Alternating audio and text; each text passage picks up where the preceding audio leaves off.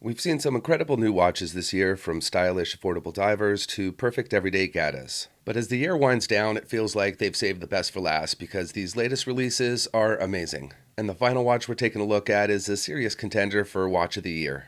Since making a comeback in 2020, Aquastar has been on an absolute roll, bringing back designs from the 60s and 70s, but with modern specs. Earlier this year, they dropped the Benthos Heritage II, a smaller, upgraded take on their classic diver that imagines what the watch might have become if it never disappeared. Now they're taking things up a notch with the new Benthos Professional, a tougher, no-nonsense version built with feedback from actual pro divers. At first glance, it looks like a combination of the original, the Heritage II, and a modern dive watch, and it looks absolutely incredible. The case sticks to the original 42mm size and 47mm lug-to-lug, but it's slightly thinner at 13.7mm, giving it a little bit of a beefier, more tool-like feel than the Heritage II.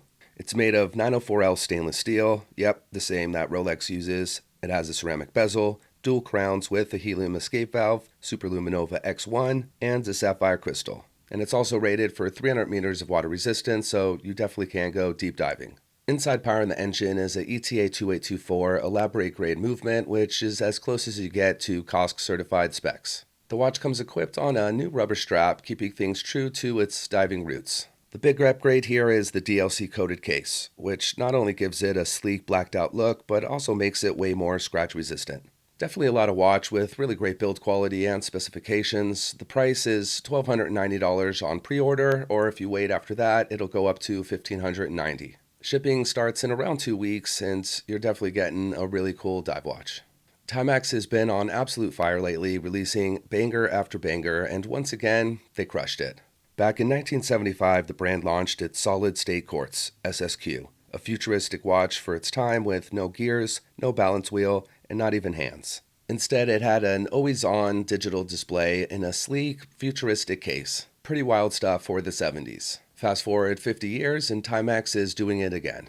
The SSQ is making its first ever comeback this month, joining a lineup of vintage reissues like the Intrepid and Time Machine. The new SSQ keeps the same vibe as the original, with an always-on display and 60-second counter.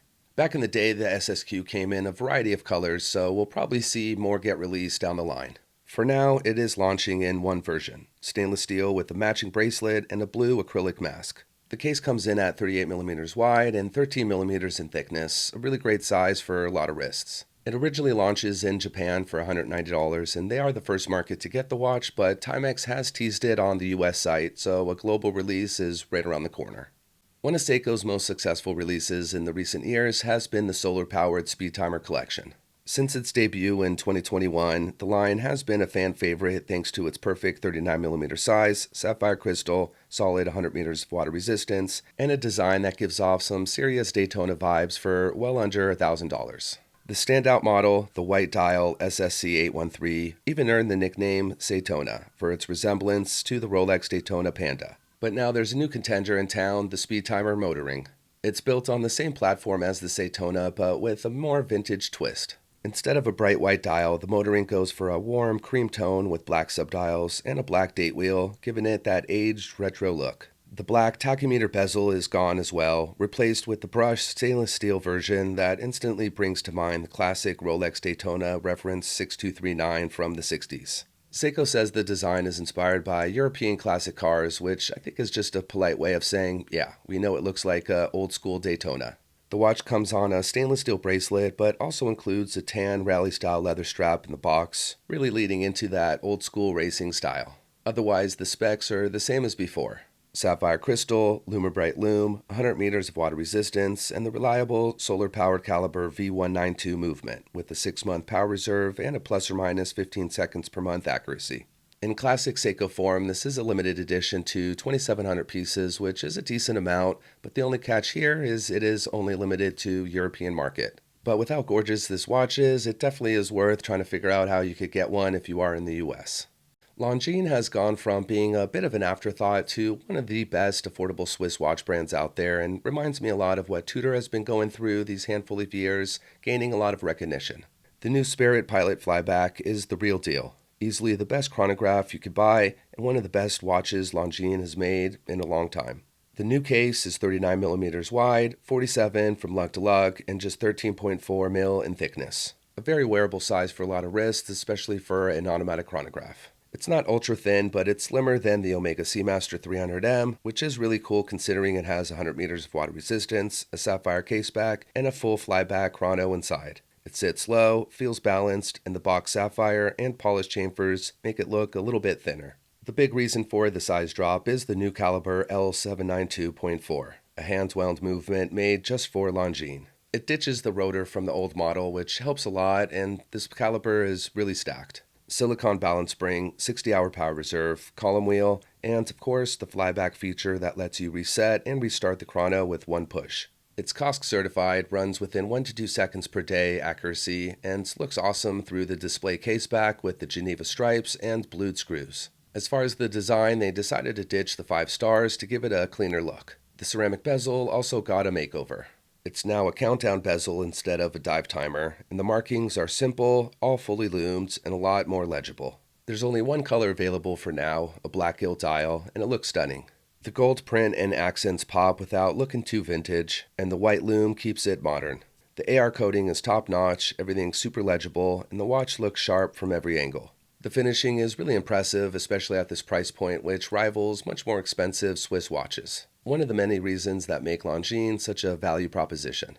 The brushing, transitions, and overall quality are excellent, and the bracelet is another big standout feature. It has the tool watch look, but feels higher ends, with a great taper to aid in comfort, a solid clasp, and a smooth toolless micro-adjustable system to help get the perfect fit any time of day. The watch retails for $5,500 on the steel bracelet or $5,350 on a leather strap. In and of itself, definitely a lot of money, but I think it absolutely crushes the Tudor Black Bay Chrono and Breitling Classic AV, both of which are bulkier, less refined, don't have flyback, and cost a lot more. Longines absolutely knocked it out of the park, and after 2 centuries, somehow they continue to impress and come out with total bangers. Trends often come back around, and in the watch world, smaller cases are making a really big comeback, and I'm really excited for that. Just like in the 50s and 60s, 36mm is making a comeback, and Marathon is paying attention. The Canadian brand just dropped a new stunner in a 36mm case, available in either a black or Arctic white dial. It's the perfect size for this design, since the watch itself is based on vintage dive watches from that mid-century era when everything was under 40mm. You do still get all the classic details. Geometric indices, cool hands, and a clean minute track that feels somewhat between old-school Seiko and Rolex. And despite its smaller footprint, it's just as tough as ever, keeping the full 300 meters of water resistance rating.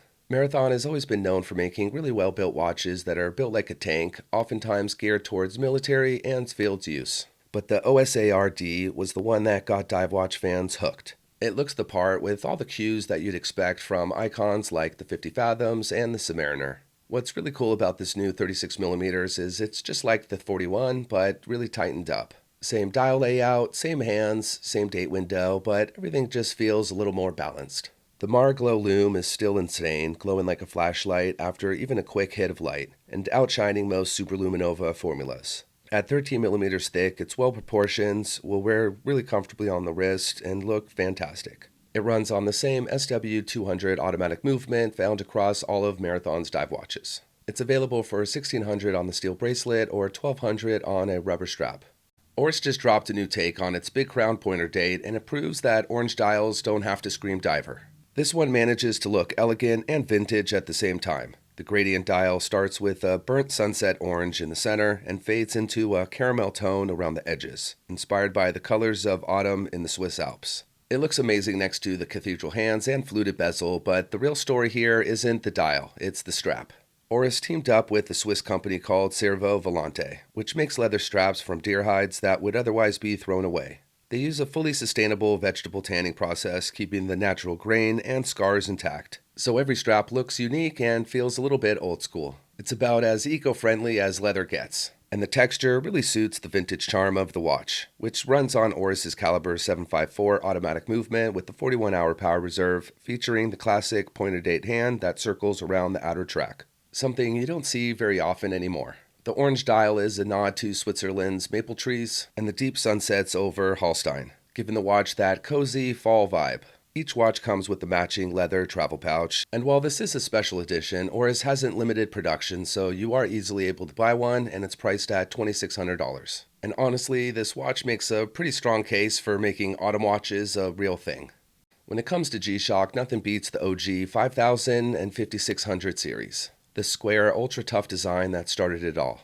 But while those watches are absolute icons, they're not exactly what you'd call fitness-focused. That's where the new G-Shock G-Squad comes in. It's basically the perfect blend of old-school G-Shock style with modern fitness tech. It keeps the familiar octagonal shape, but adds a sportier vibe with the textured resin strap and chunkier bumpers. Kind of like if a classic G-Shock and a 90s Timex Ironman had a kid.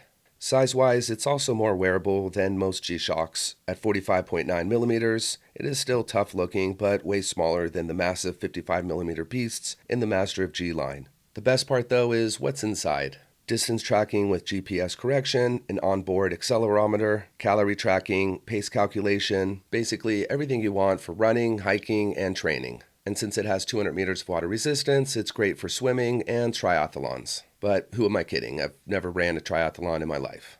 Of course, it's still a G-Shock at heart, so it's shockproof, rugged, and built like a tank. What makes it extra cool, though, is it's really sleek, enough to wear for everyday use. It's currently available in the Japan market for $172, so hopefully it does come to the US because this is one of the coolest G-Shocks I've seen in a pretty long time, and they do release a lot of watches, so that says a lot.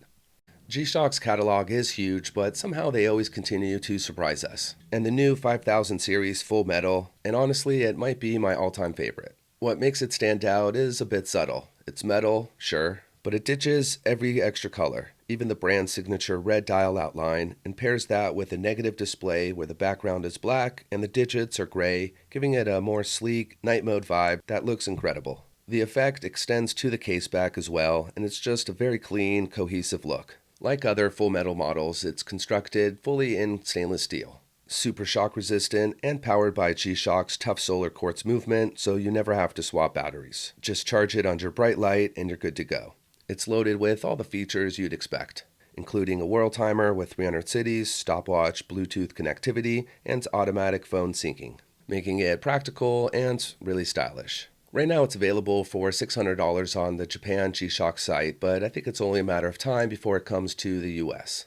Longines is quietly building its case for Best Watch Brand of the Year. The Swiss watchmaker started the year with a fascinating tool watch, dropped a perfect daily dress watch, improved its original GMT, and capping things off with two new Spirit models. One arguably the best mid-tier chrono we just took a look at, and the other is a contender for best everyday watch in the market. The new Spirit Pilot takes everything that made the collection amazing but strips it down to just its essentials, resulting in one of the cleanest, most versatile releases Longines has ever made. It comes in a 38mm stainless steel case with a black gilt dial, powered by the chronometer certified L888.4 automatic movement, which has a 72-hour power reserve.